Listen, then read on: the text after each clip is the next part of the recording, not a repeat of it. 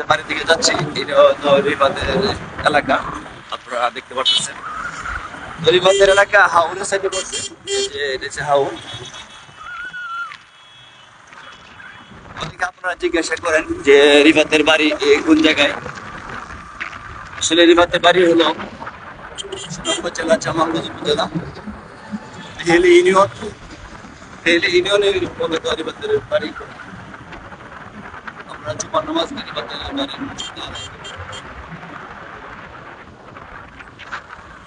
আসলে হাওড়ের যে প্রকৃত দৃশ্য দেখতে খুব ভালো লাগে, মনোরম পরিবেশ।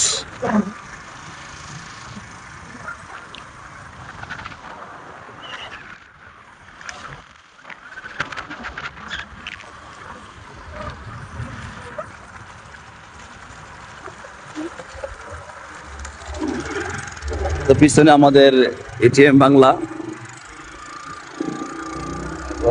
টিভি সিরিয়ালের ভাইয়েরা আসতেছেন, রিফাতের বাড়িতে ওনারা যাবেন, রিফাত করে আসছে। পিছনে আছেন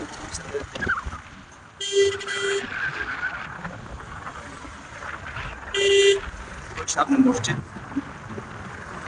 রিফাতের এলাকার এই মসজিদটি আপনাদেরকে আমি দেখাবো।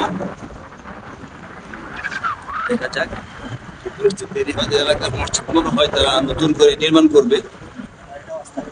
মানে বর্তমানে ওনারা যে উপরে টিন, এরপরে দাঁড়িয়ে বেড়া আপনারা দেখতে পারতেছেন সামনে। তো আমরা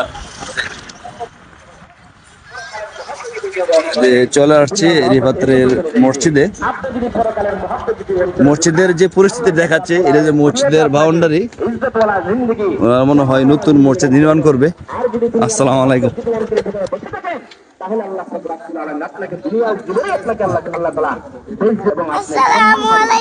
ভালো আছেন হাজি সাহেব? আপনি?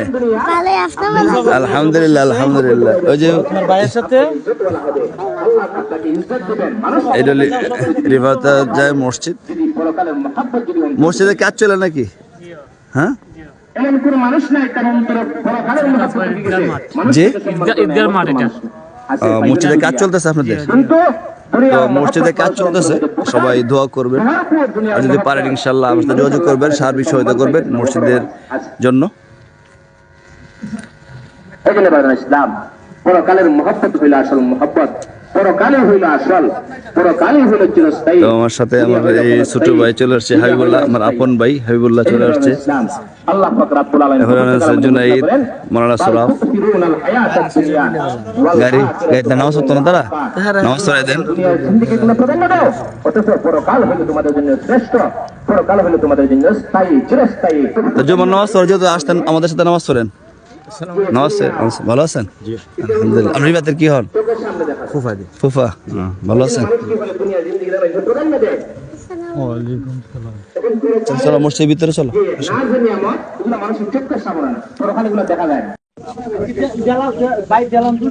আনছি আলহামদুলিল্লাহ।